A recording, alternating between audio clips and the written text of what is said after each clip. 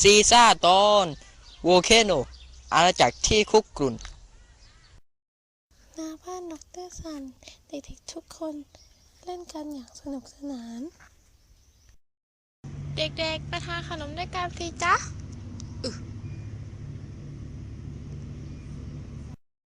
ขอบคุณค่ะ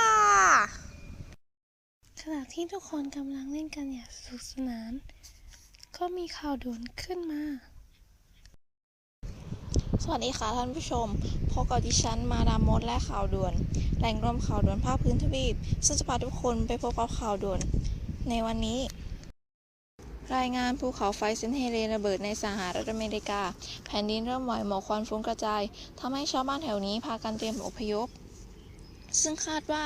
ภายใต้ภูเขาไฟมีแหล่งทองคำอยู่หลังจากการปะทุ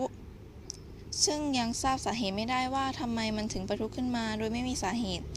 ทางเราจะรายงานความคืบหน้าให้ท่านทราบต่อไปค่ะโหน่ากลัวจัง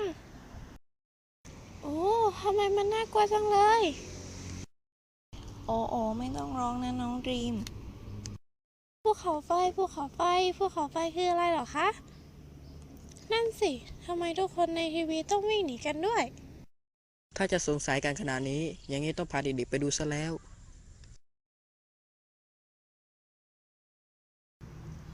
วู้ฮู้ไปกัน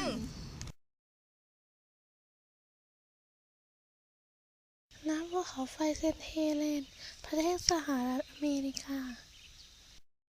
เย่เย่เย่ถึงแล้วดีใจจังเลย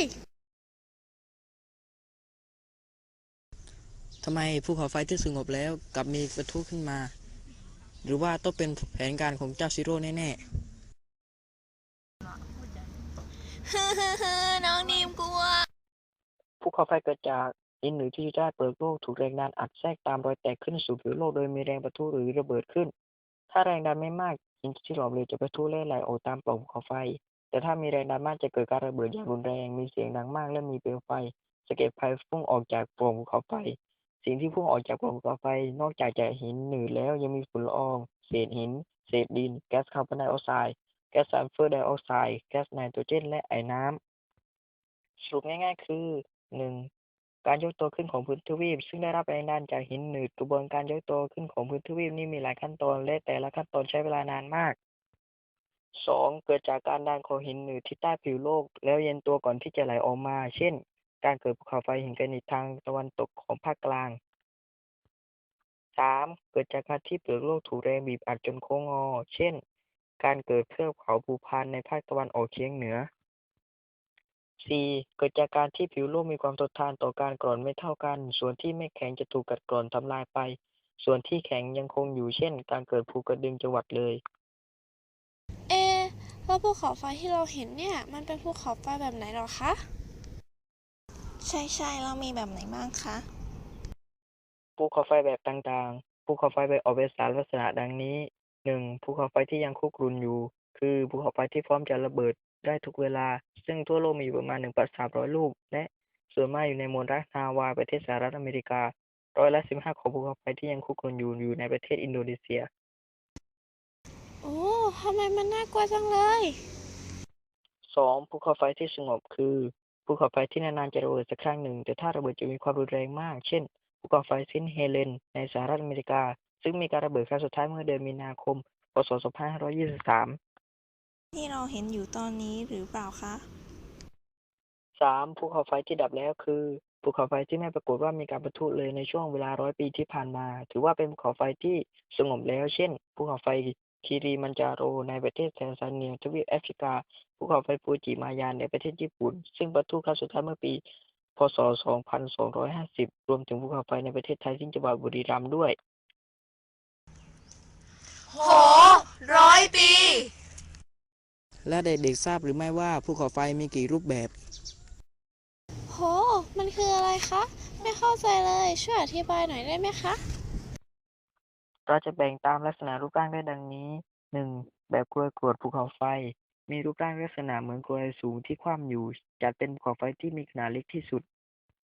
ภูเขาไฟแบบนี้เกิดจากการปะทุของหินหลอมเหลวภายใต้ผิวโลกถูกดันปะทุออกมาทางปล่องอย่างแรง มีผลทำให้ชิ้นส่วนที่ร้อนจัดลุกเป็นไฟ ปะทุขึ้นในอากาศแล้วเย็นตัวลงอย่างรวดเร็วกลายเป็นกลุ่มภูเขาไฟมีลักษณะเป็นผนึกแข็งเหมือนแก้วการปะทุของหินหลอมเหลวดังกล่าวครั้งแรกครั้งเล่าทำให้ฐานและขี้เถ้ากองทับกันเป็นแนวลาดชันขึ้นสูงไปเรื่อยๆภูเขาไฟส่วนใหญ่ที่พบมักจะมีลักษณะรูปร่าง 2. แบบกรวยภูเขาไฟสลับชั้นมีลักษณะคล้ายแบบแรกแต่มีฐานแผ่นใหญ่และมีความลาดจากปากโปร่งมาที่ฐานมากกว่าแบบแรกทั้งนี้เพราะเกิดจากการระเบิดนอกจากหินที่ร้อนจัดจะถูกดันปะทุในอากาศทางปากโปร่งโดยตรงแล้วหินหนืดยังถูกดันออกมาทางด้านข้างของโปร่งอีกด้วยซีซ่าได้อธิบายลักษณะของภูเขาไฟให้เด็กๆฟัง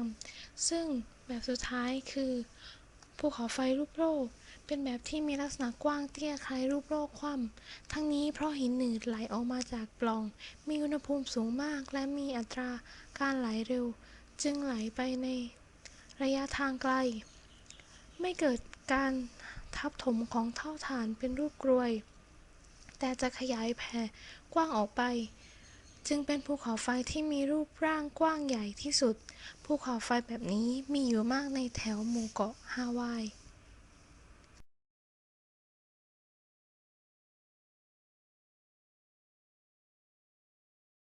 ทุกคนหนีเร็ว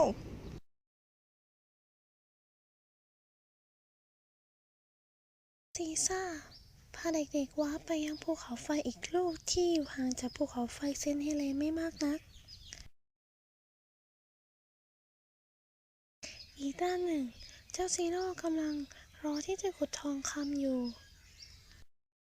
อีกไม่นานข้าก็จะได้ขุดทองคำแล้วฮ่าฮ่าฮ่าถ้าได้ทองคำมาส่วนผสมก็จะครบคราวนี้แหละดวงอาทิตย์โตๆก็จะเหลือเพียงก้อนเล็กๆเท่าลูกปิงปอง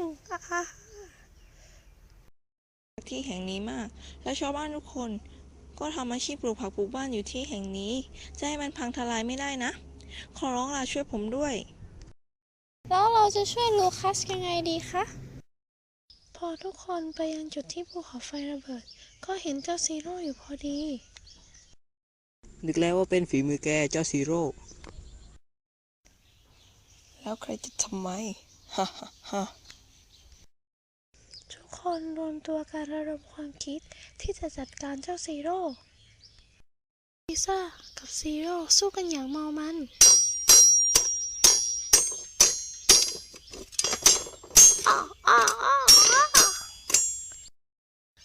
ในที่สุดซีโร่ก็แพ้ซีซ่าซีโร่จึงหนีไปอยู่บนดวงจันทร์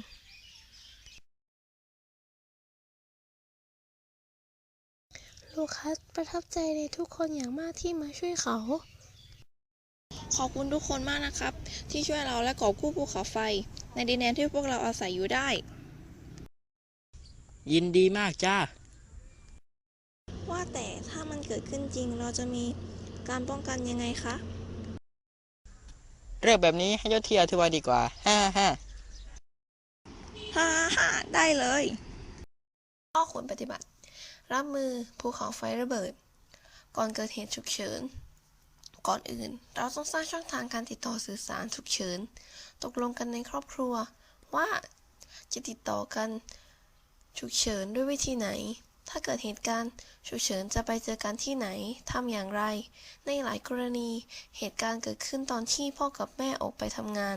และลูกอยู่ที่โรงเรียนถ้าเป็นเด็กเล็กควรให้เขามีชื่อที่อยู่ผู้ปกครองติดตัวไว้ด้วยต้องมีอุปกรณ์ยังชีพไม่พร้อม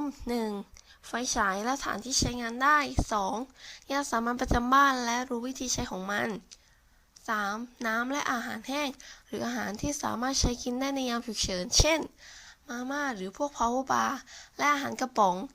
อย่าลืมที่เปิดกระป๋องแบบไม่ใช้ไฟนะ 4. หน้ากากกันฝุ่น 5. รองเท้าทนเพื่อต้องการเดินบนลาวา 6. เสื้อแขนยาวและกางเกงขายาว 7. วิทยุที่ฟัง AM FM ได้ วันนี้เราได้รับความรู้มากมายเลย ว่าไหมพวกเรา สนุกไหม่จ้าเด็กๆ ได้เวลากลับแล้ว